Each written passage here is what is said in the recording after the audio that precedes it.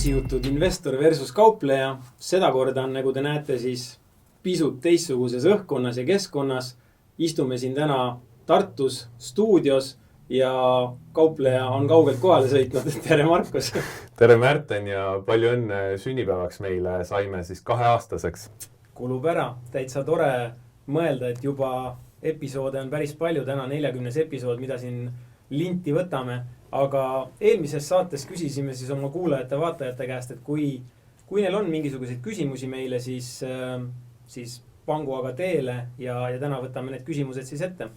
Okei, ma teen siis otsa lahti. Esimene küsimus on sulle, Märten. Põhimõtteliselt võin ka ise natukene kaasa vastata sellele oma nägemuse järgi, aga ühesõnaga e-maili peale tuli siis küsimus ja loen selle ette. Tekkis selline küsimus, et kas pikaajalise indeksisse investeerimise strateegia puhul tasuks turu langustrendis panuseid suurendada, kui nii nimetatud püsirohtu on. Hetkel olen püsinud plaani juures, et iga kuu ostan MSCI World laiapõhjalist indeksit euris sama summa eest, kuid nüüd turu langedes tekib tunne, et ideaalis võiks justkui punases rohkem panustada ehk näiteks 1,5 või 2 korda kuist sissemakset suurendada. Kui võimalus on ja jalg liialt ei värise, siis tundub justkui hea plaan. Saatest jäi meelde muidugi see, et euris kauplev indeks pole veel karu käppa tunda saanud. Samas teisalt paneb mõtlema, et sel juhul üritaks justkui turgu ajastada, mis teadupärast suuremal jaol inimestest ei õnnestu. No nii, enne kui me asume siis vastamise kallale, siis me peame ühe disclaimeri ütlema, et nagu ikka, kõik see, mis me siin räägime, on selline informatiivne / meelelahutuslik sisu, et investeerimisnõustamise ja investeerimissoovitusega me ei tegele. Küll aga on seda vaja lihtsalt mainida, sellepärast hästi konkreetne küsimus puudutab sellist investeerimisstrateegiat ja ühte konkreetset väärtpaberit ka.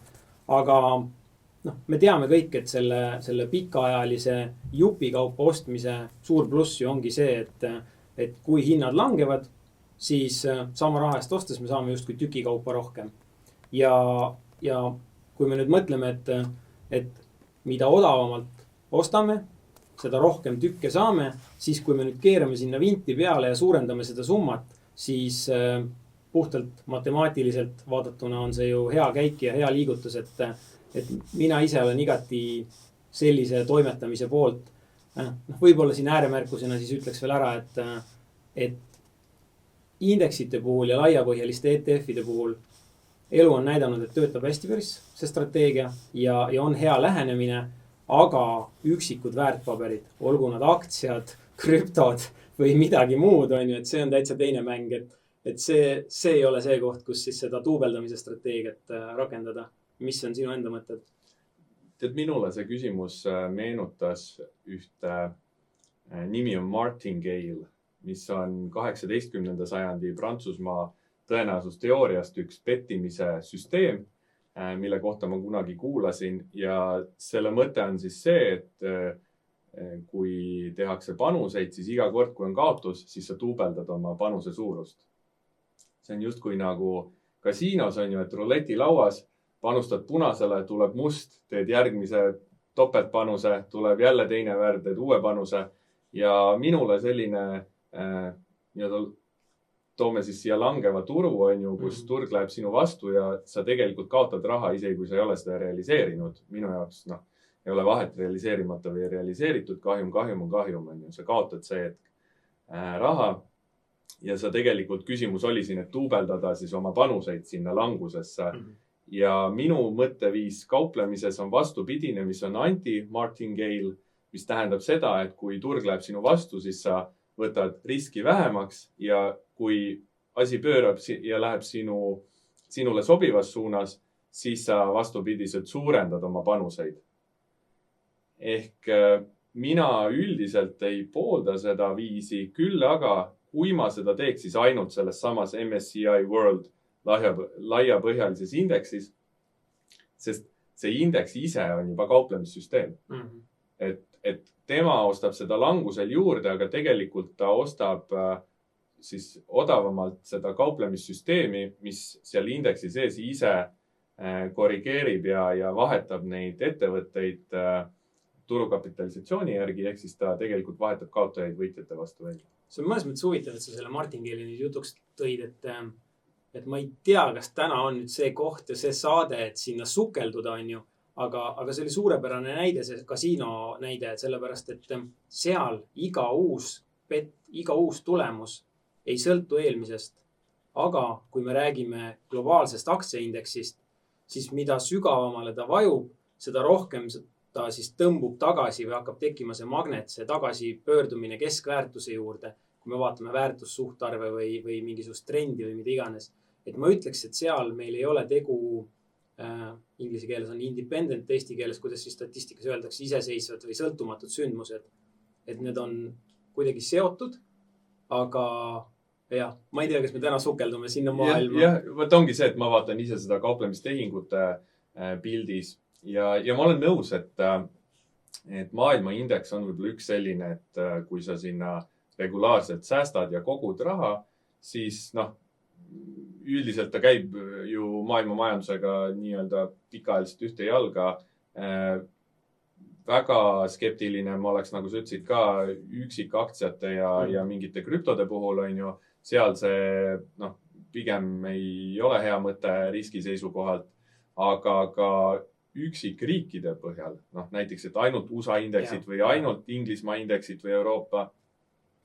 Et seal ma ka võib-olla seda väga ei tahaks kasutada, sest USA on küll olnud selline surematu, on ju, aga kui vaadata ajaloos teisi regioone ja esimesena tuleb mul Jaapani näide, on ju, mis 89 tegi tipu, 2003 tegi põhja ja nüüd vist eelmine aasta jõudis tagasi sinna tipu juurde, siis me ei tea, teoorias võib see juhtuda ka USA-ga või mõne muu riigi indeksiga.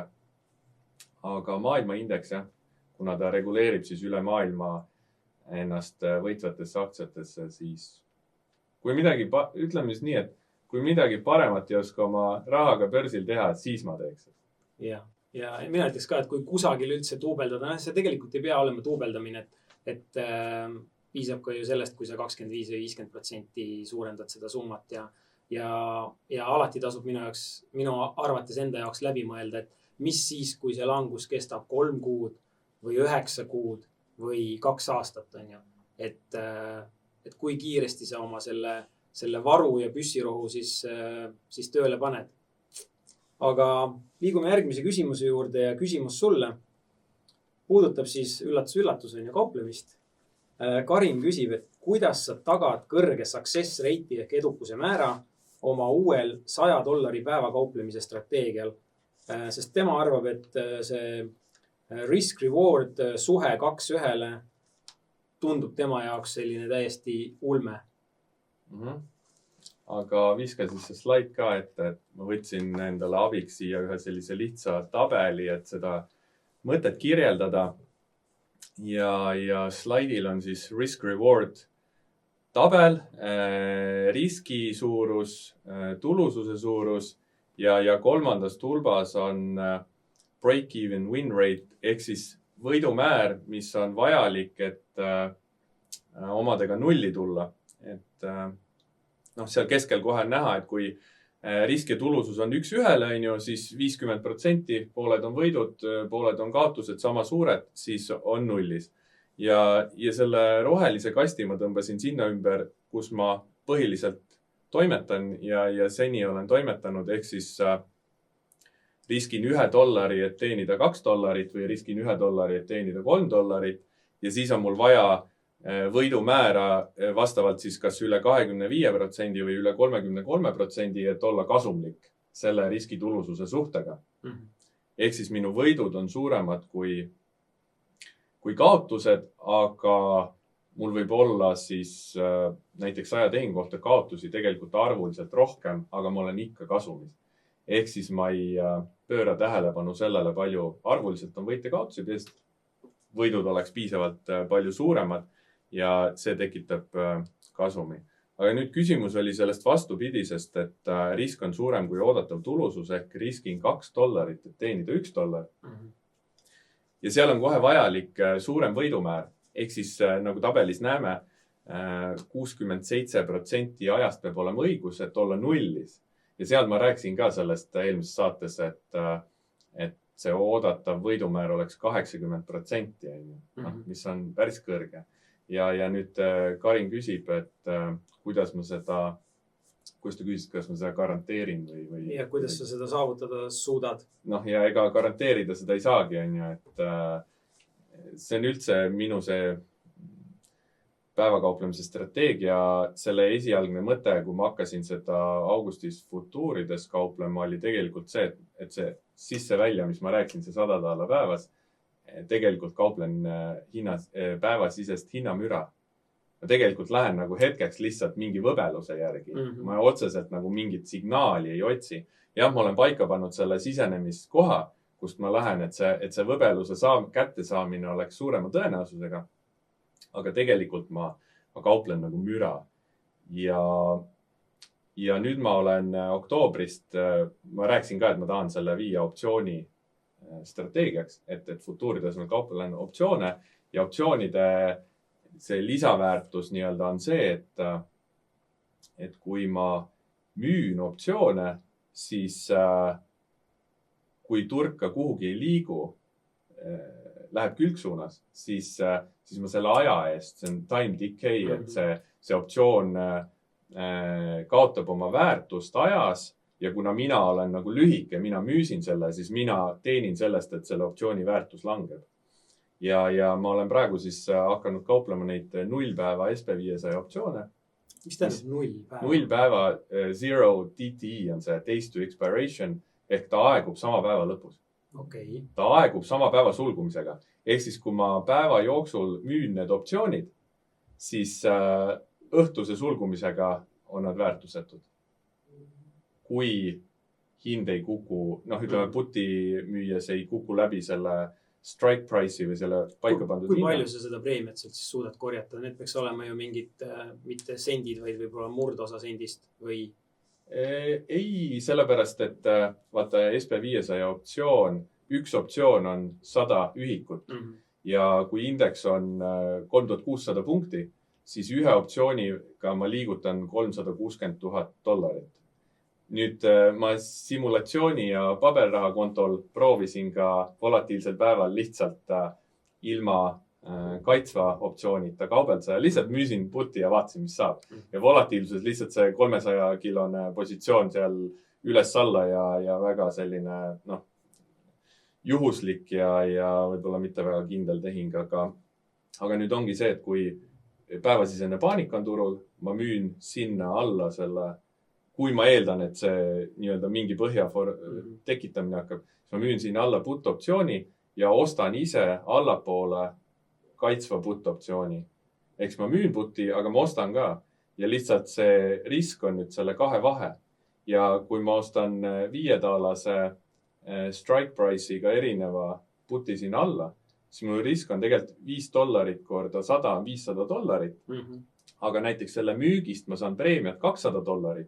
Ehk siis ma riskin $300, et teenida 200. Et see päris sendid ei ole. Ja see on nüüd siis see kõige väiksem variant, mida ma saan kaubelda, et nii kui ma viin kas selle spreedi vahe suuremaks, $10 on see 1000 miinus preemia ja nii edasi, või siis lihtsalt tõstan optsioonide arvu. Aga kõige väiksem, mis ma SP500 indeksi puhul saan teha, on siis see $500 miinus preemia ja kui preemia on näiteks $200, siis ma riskin 300, et teenid 200. Kas meil on indeksoptsioonid on siis iga päeva lõppemisega olemas või on ikkagi ainult need, ma ei tea? Iga päevaga, teisipäev, neljapäev tuli väga hiljuti juurde, muidu oli siin pikalt, oli aastaid esmaspäev, kolmapäev, reede ja nüüd Seabow tegi teisipäev, neljapäev juurde. Niimoodi, et nüüd on iga päev. Et see tuli vist sellest COVID-i maaniast, kus kõik hakkasid optsioone kaupa. Ja põhimõtteliselt, aga üks võib-olla oluline asi on siin see, et näiteks paanilisel turul put-optsioone müües, see on tegelikult nagu selline income'i või siis sissetulekut tekitav strateegia. Ma olen tegelikult nagu kindlustusfirma, ma müün kindlustust. Kui on paanika turul, ma müün put-optsioone, kas siis market makerid, jaeinvestorid, kauplejad, kes iganes neid ostavad, et maandada mingeid portfelliriske või lihtsalt arvavad, et turg kukub pooleks, siis mina müün seda kindlustust ja see kõrge võidumäär tulebki nüüd sellest, nagu kindlustusfirma. Vaata, kui sa oled kindlustusfirma, siis sa kindlustust müües võtad preemiat ja üldjuhul majad ei lähe tihti põlema. Aga kui nüüd üks maja läheb põlema, siis sa maksad suurelt välja. Ja see, kes ostab kindlustust, tema maksab iga kuu kindlustuspreemiat. Ehk siis tal see nii-öelda võidumäär on nagu madal, et kui siis see maja läheb põlema, mis jutumärkides rahaliselt on tema jaoks võit, siis makstakse see suurelt välja see maja. Et mina olen nagu selle kindlustusfirma näitel siis selle kindlustusmüüja poole peal, et ma võtan kogu aeg väikest preemiat ja siis vahel, kui läheb maja põlema, siis maksan suurelt välja ja see on nüüd siis see 20% ajast. No väga hea, tahaks seda statistikat näha mingil hetkel siis, kui sa seal nende optsioonidega aktiivselt mõnda aega toimetanud oled. Jah, sest hetkel ma olen sellega vähe tegelenud, ma testin ja vaatan, aga eks ma siis annan teada, kui seal ühes või teises kui majad põlema hakkavad. Okei, küsimus siis sulle.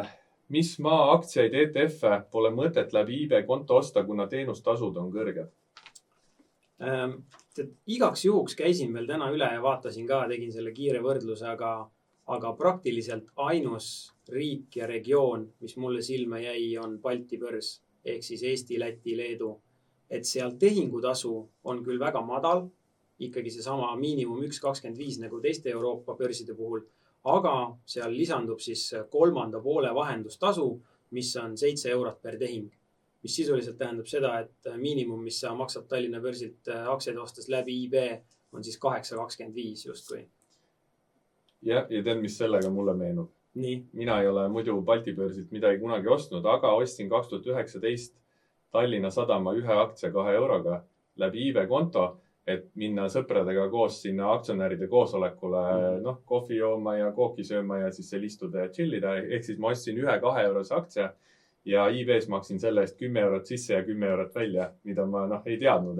Ja tegelikult sind ei tahetud sisse lasta, sest sa ei olnud aktsionäride nimekirjas ka veel. Ühesõnaga see 2 eurose aktsia eest ma maksin kokku 20 eurot teenustasu ja ukse peal siis ei olnud mind aktsionäride nimekirjas, sest IB alt vist IB nimel oli see või midagi, aga siis seal tüdrukutega sain niimoodi kokkuleppele, et ma aktsionäride sellest ma ei saa osa võtta hääletamisest, aga ma võin jääda sinna chillima, et seegi hea, sest sellepärast ma sinna läksin, aga et see näide, kui kulukaks läks läbi IB teha, kuigi siis mul oli veel IB eraisiku konto ja siis oli veel see 10 nädala kuutasu, mis läks tehingutesse ja kuna mul see konto niisama tegelikult seisis, siis ma sain ära kasutada seda, et ma 1 kuu ostsin selle, teine kuu müüsin, et ma küll maksin 20 eurot, aga ma oleks tegelikult kuutasuna see nagunii maksnud. Mul ei olnud see rohkem tehinguid. Aga tegelikult sellele tehingutasude küsimusele ühe nüansi lisaks veel juurde siia, et kõiki neid asju ikkagi peab vaatama kuidagi komplektis, et näiteks me võime välja arvutada ja hinnakirju võrrelda ja öelda, et odavam on osta Soome ja Rootsi aktsiaid näiteks läbi IB, aga kui sa ostad neid eesmärgiga koguda dividenditulu, siis õige pea sa saad aru, et Interactive Brokers peab kinni suurema summa tulumaksu ehk tulumaksumäär on kõrgem kui näiteks Eestis läbi Swedbanki ostes, kus sa saad kohe ette ära teita oma residentsustõendi, saad selle maksumäära madalamaks ja nii edasi. Et natuke tuleb seal arvestada siis, mis tüüpi investor sa oled ka, et vahest ainult nende tehingutasude vaatamisest ei piisa. Okay.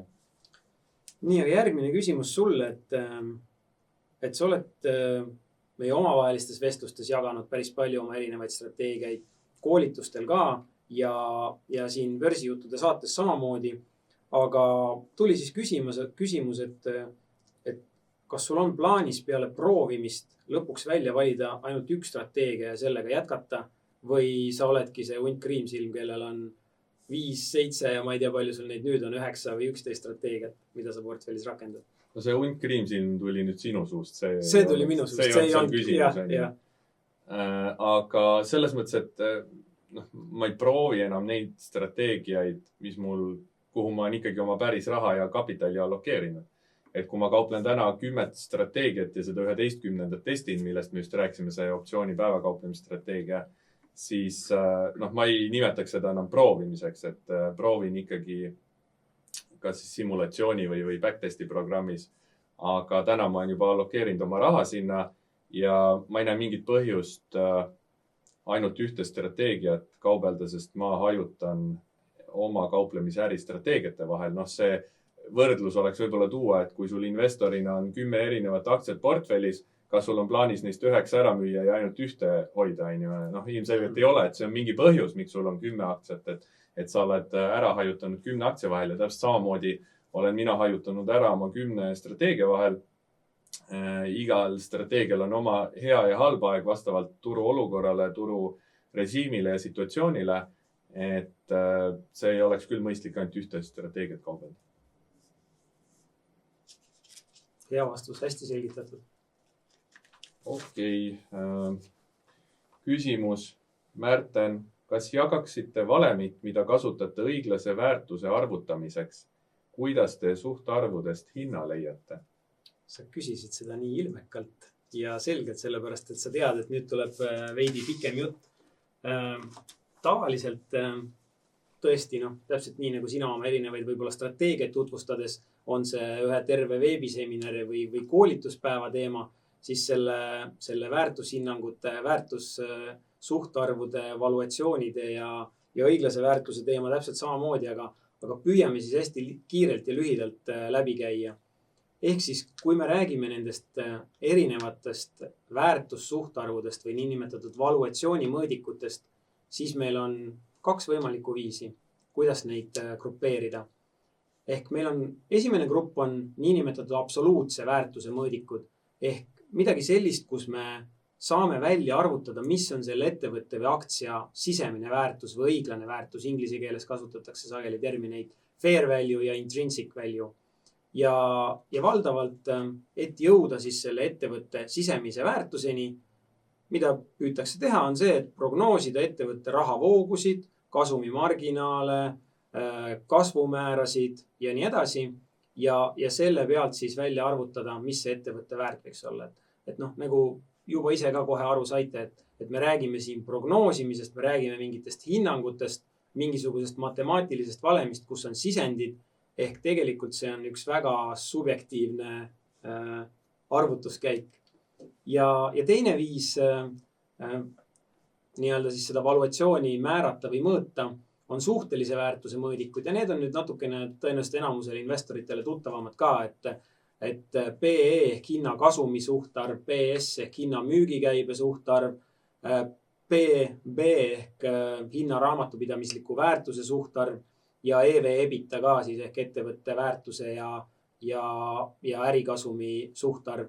Et need on need 2 meetodit ja kui nüüd üritada natuke praktiliseks minna ja rääkida sellest absoluutse väärtuse mudelist ehk diskonteeritud rahavoogude meetodist, siis ütlen ausalt, et olen õppinud seda ühes ülikoolis ja teises ülikoolis kuskil lombi taga ja kasutanud töös pikki aastaid ja lõpuks jõudnud järeldusele, et ega sellest suurt tolku ei ole. Eriti kui sa ise pead seda Exceli mudelit üleval pidama, neid prognoose tegema ja muudkui uuendama, et see valem iseenesest tundub lihtne, mille järgi arvutatakse ettevõtte õiglane väärtus, et me prognoosime siis rahavoogu esimesel aastal, teisel, 3., 4., võib-olla 5. aasta kohta enam ei oska prognoosida, siis rakendame mingit sellist terminal growth rate öeldakse inglise keeles, ehk siis sellist pikaajalist kasvumäära, eeldame, et selle ettevõtte kas tulud või rahavood kasvavad näiteks 3% kuni lõpmatuseni on ju. Ja siis lisaks peame kasutama ka siis diskontomäära on ju. Diskontomäärana me võtame arvesse kas ettevõtte keskmist kapitali hinda või teistpidi sisestame enda nõutava tulumäära. Et see tähendab siis seda, et kui me nõuame oma investeeringult vähemalt 10% tootlust, siis kasutame seal 10%. Kui me tahame vähemalt 15% saada, siis kasutame seal diskontomäärana 15%. Ehk see valem võib tunduda selline lihtne, aga tegelikult kogu see pott, neid sisendeid, mis sinna sisse läheb, need on ikkagi äärmiselt subjektiivsed.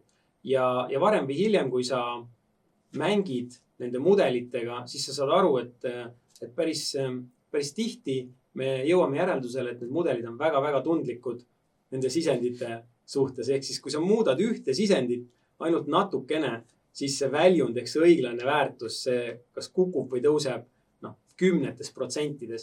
Ehk veidi hakkab muutuma selliseks suhteliselt mõttetuks. Et ma toon ühe näite, et kas me mingisuguse ettevõtte puhul võtame järgmise aasta kasumi kasvumäära kas +12 või +14, ega ei oska ju täpselt öelda, et see on ikkagi mingisugune hinnang, aga kui me näeme, et see lõpptulemus erineb ikkagi kardinaalselt, siis me saame aru, kui subjektiivne see kõik on.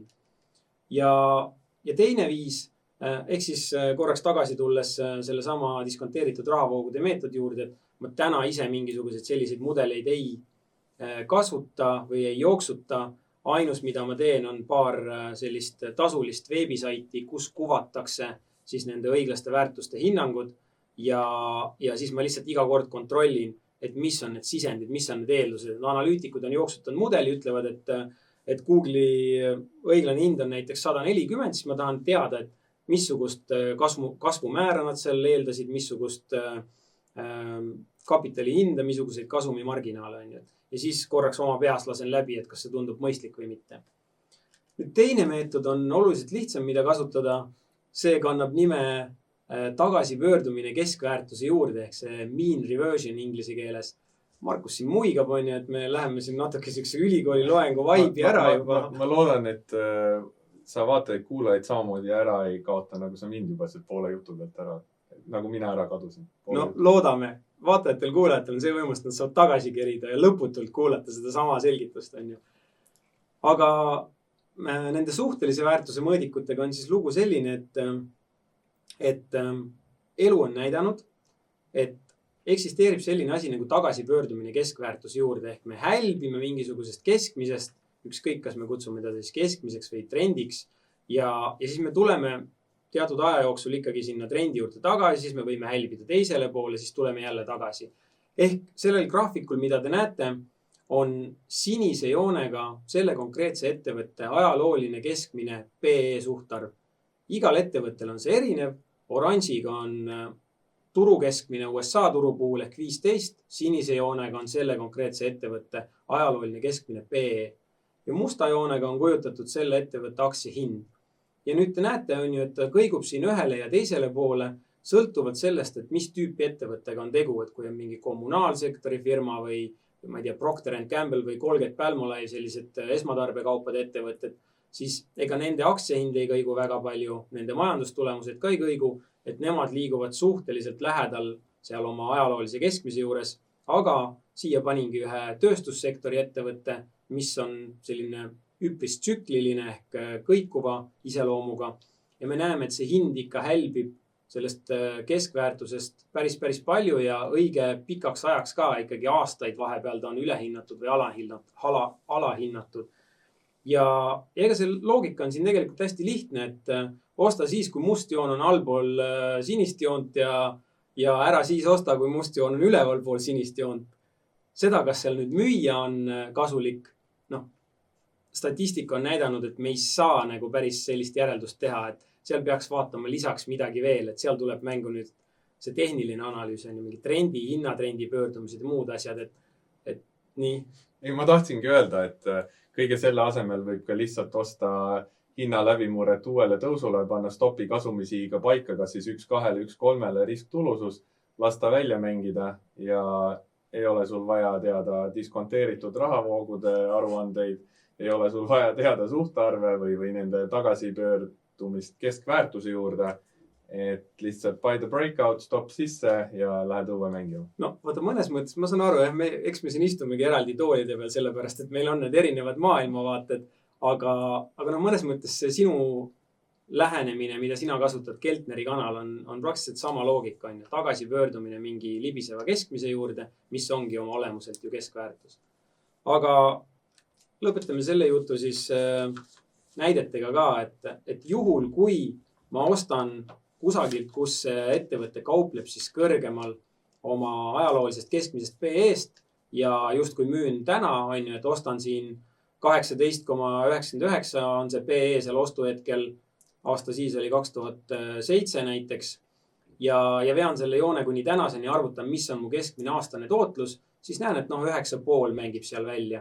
aga olulisem kui see protsentuaalne tootlus on tegelikult vaadata, et kui ma panin sinna 10 000 sisse, siis mis on minu portfelli väärtus täna või selle investeeringu väärtus, et seal ta tuleb seal 39 000 kandis.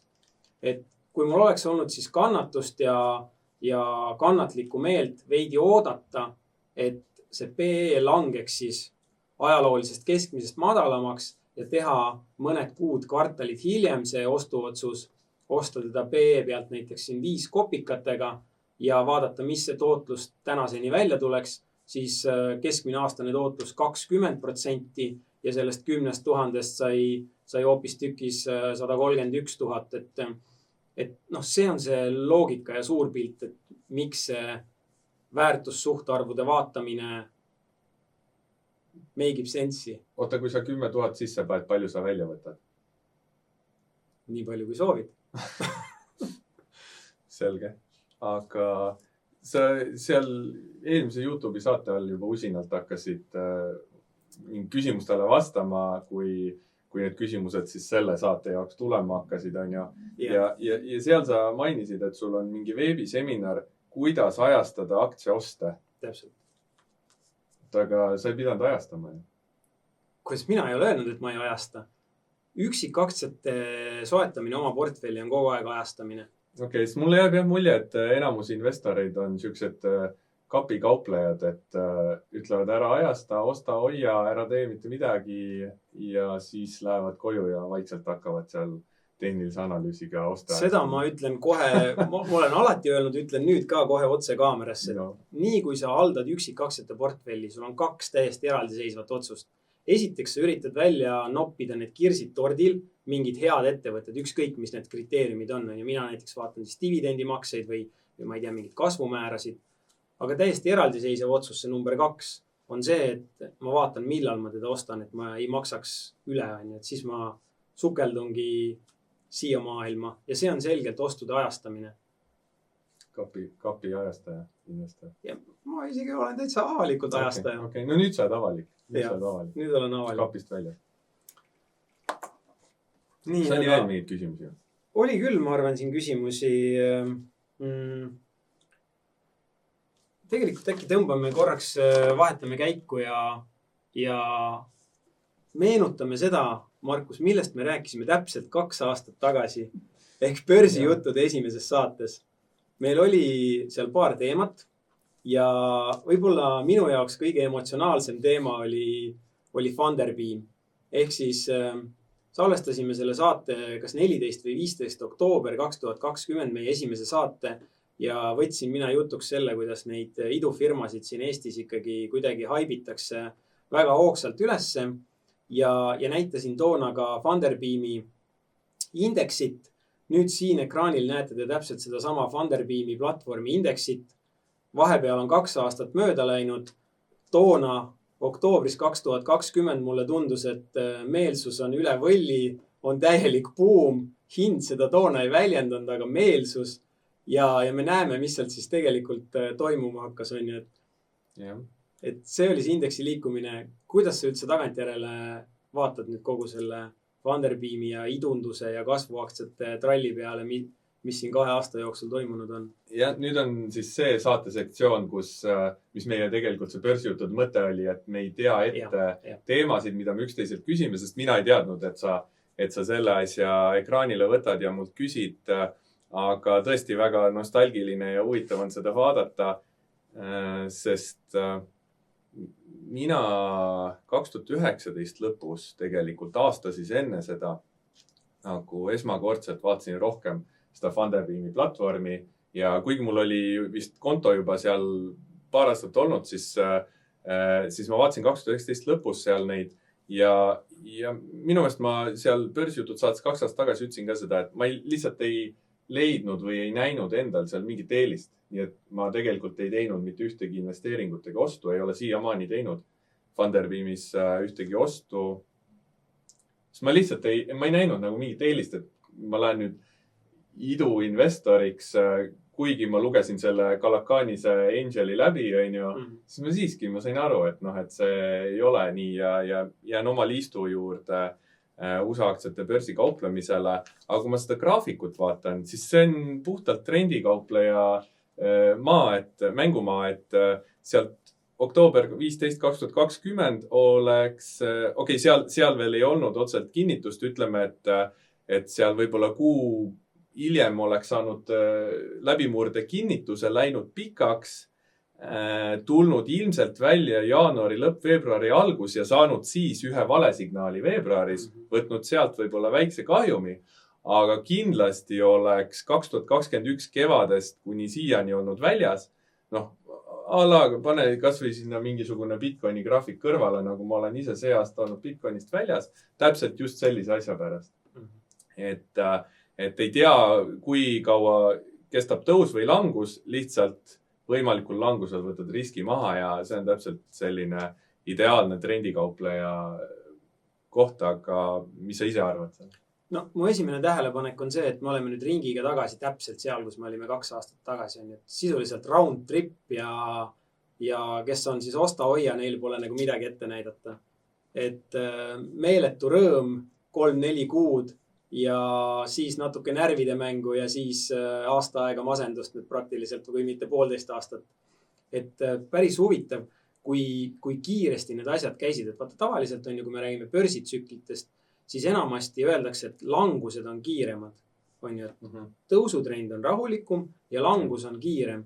Aga kuna meil antud juhul oli tegu mulliga, siis see tõusufaasi viimane ots, see oli täielik hokikepp ja nüüd on see õhu väljalaskmine siuke vaikne sisin olnud ja see venib ja venib ja venib, et ma polnud ise seda Vanderbeam indeksit ka vaadanud tõesti aasta pluss vist ise ka, et täitsa huvitav praegu sellele pilt peale visata. Jah, see on huvitav jah, sest ega loomulikult peale seda suurt tõusuga siin kohalikud investorid tagusid vastu rinda ja ütlesid, et nii hakkabki olema. Ega tagantjärgi oleme alati targad, et selles mõttes ei ole midagi ette heita, aga lihtsalt kuidagi see sentimendi pool kipub niimoodi välja mängima, et siis kui see eufooria on nagu kõige suurem, siis hakkavad tekkima need tipud ja samas, aga kus me siis täna oleme, on ju, et kui täna see pessimism on nii suur ja umbes, et Funderiga on kõik, on ju, siis justkui sentimendi poolest oleks äkki mingi põhja tegemise koht, aga samas see on nii väike ja ebalikviidne turg, et seal võib lihtsalt minna aastaid sellist külgsuunalist vindumist, et hakkaks jälle see usaldus ja huvi tekkima. Täpselt. Et see ei ole mingi Ameerika aktsiabörs, et seal juba tulevad institutsioonid ja kes iganes sisse, isegi kui meelsus on kehv, on ju, siin ei tea seda niimoodi.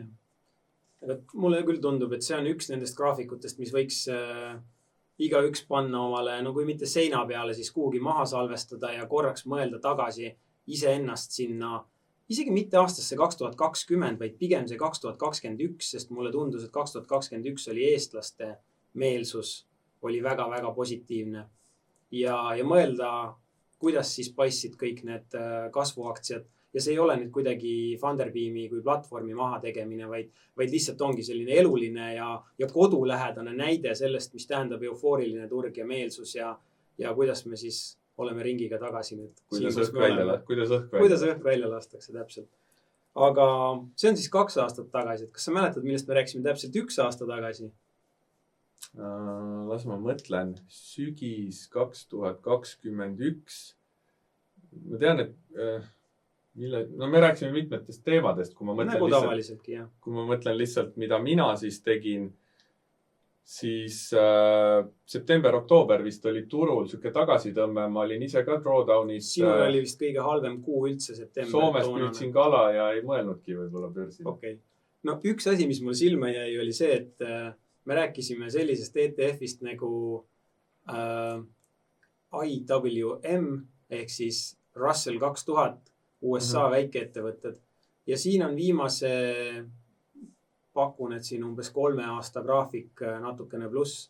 Ja rohelisega panin siis peale selle koha, millal me rääkisime ehk täpselt aasta tagasi ja arutasime siis seda, et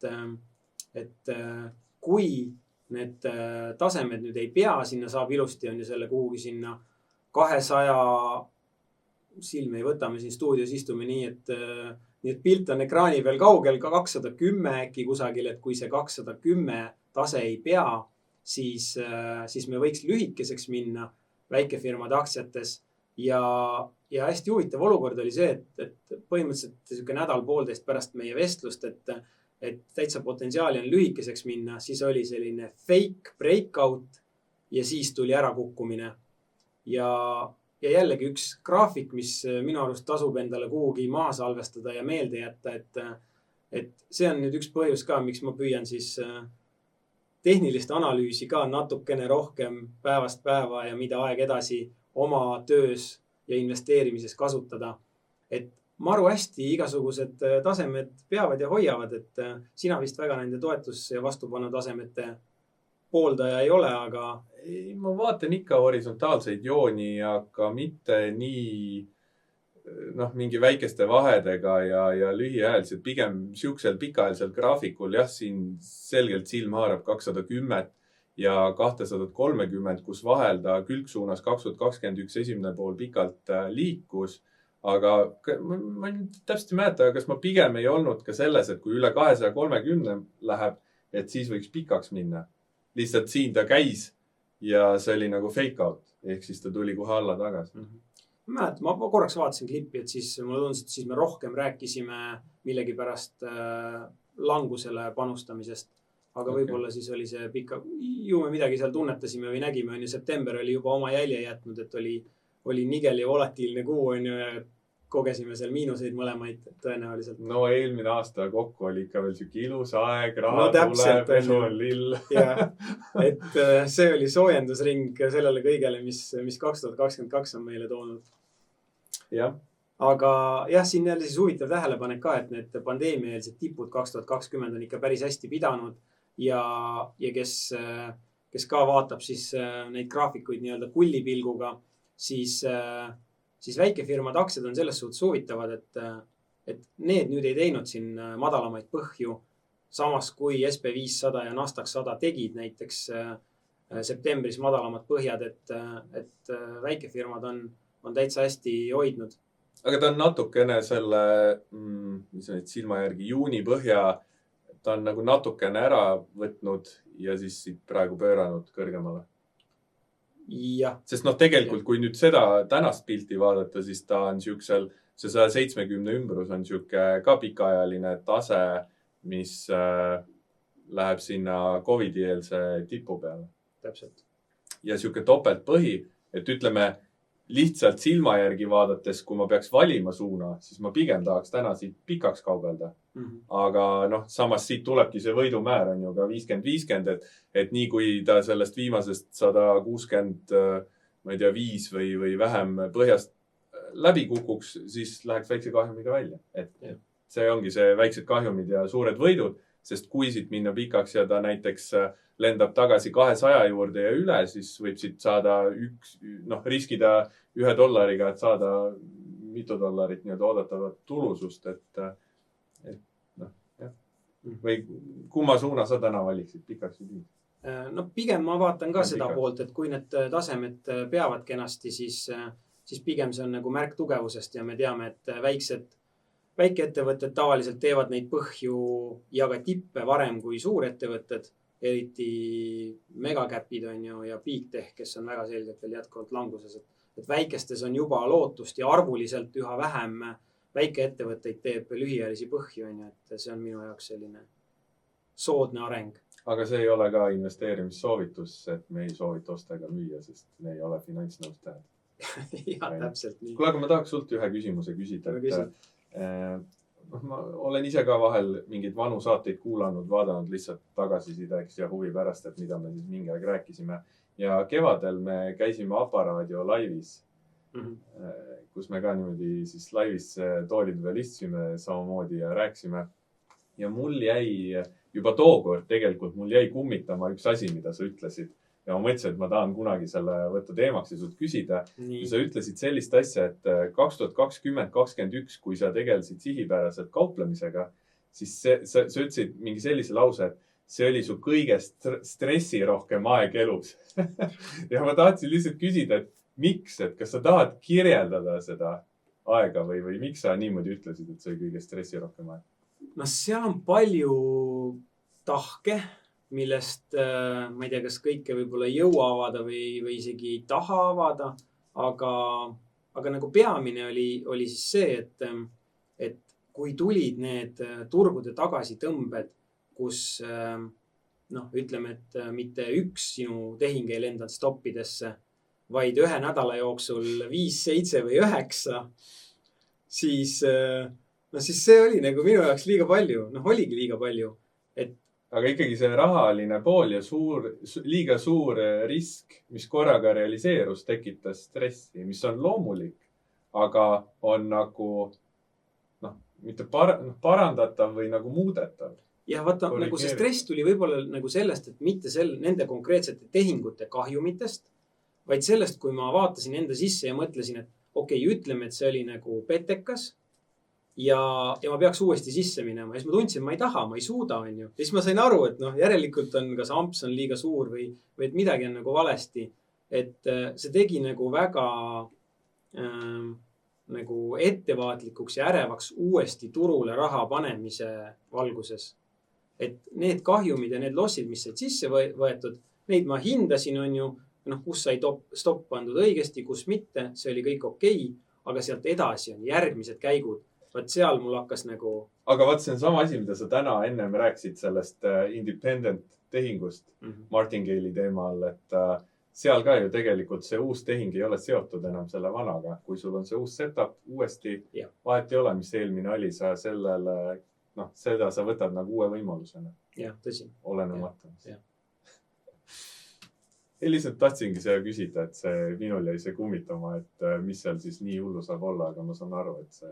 Ja eks seal on, ma ütlen, et komponente on palju, et ikkagi see ajahorisont, et mul ei sobi need kiired asjad, on ju, et ma kogu aeg pean siis mõtlema, et kas mul on need tehingud siis üleval või ei ole nad üleval või kui kaugel nad stopist on või vaata, see kõik tuleb nagu ajaga, et sina nende asjade peale ei mõtle, sul on tekkinud oma rütm, tunnetus. Aga eks kehval ajal ikka võib tekkida mingeid mõtteid või emotsioone, mida lihtsalt ei võta väga tõsiselt, et ma ei tee midagi nende peale. Nad võivad tekkida mul, aga ma ei tee oma portfellis nende mõtete või emotsioonide näol midagi.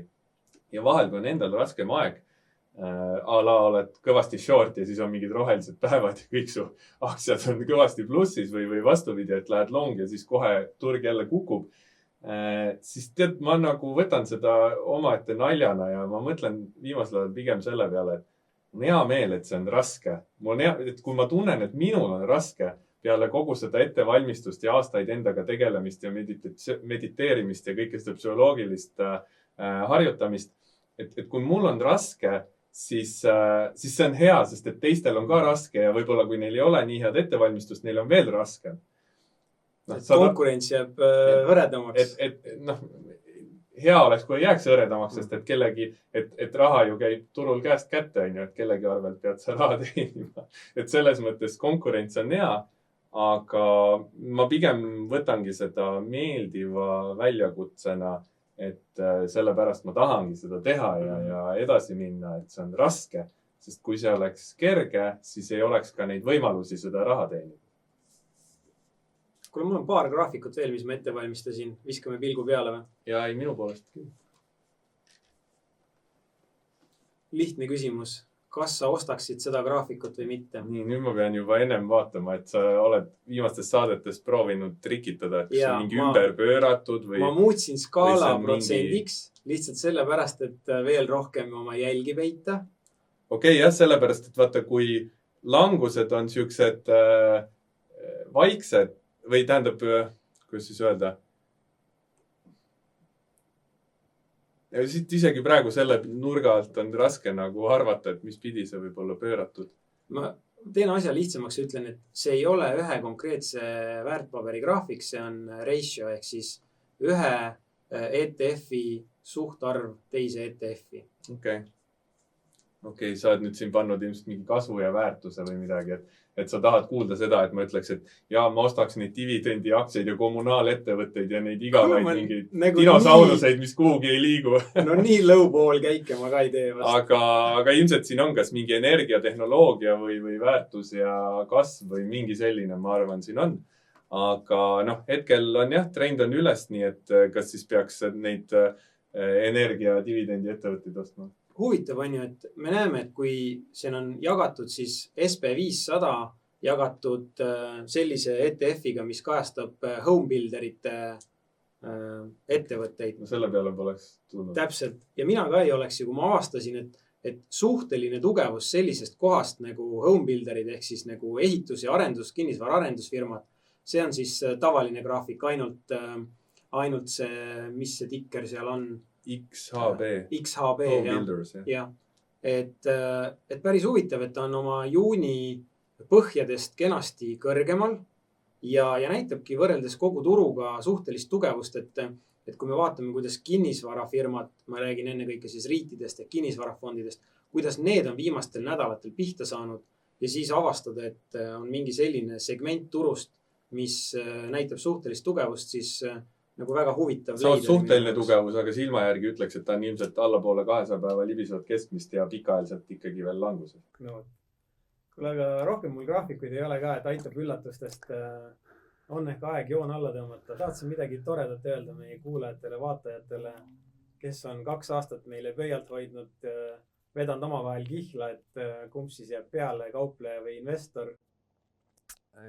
Ma ütleks, et ma soovitan selle osta-hoia skämmiga mitte kaasa minna, et ikkagi tõusul olla investeeritud ja langusel võtta riski maha. Mis sa arvad?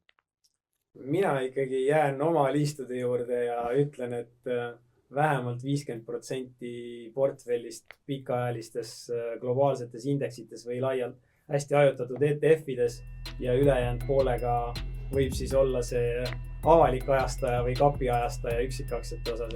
Et mina tunnen, et mulle on see strateegia mokamööda ja sobib hästi. No see on siis hea sõnum selleks, et ilmselt tuleb neid saateid meil veel, et ei ole veel jõudnud konsensusele, seega me ei saa, et me peame jätkama vaidlemist. Nii, tule super luks. Davai. Kuulmiseni, nägemiseni. See saade on meelelahutusliku sisuga. Me ei soovita osta ega müüa ühtegi finantsvara. Iga inimene on vastutav oma finantsotsuste eest. Iga finantsotsus võib viia kapitali kaotuseni.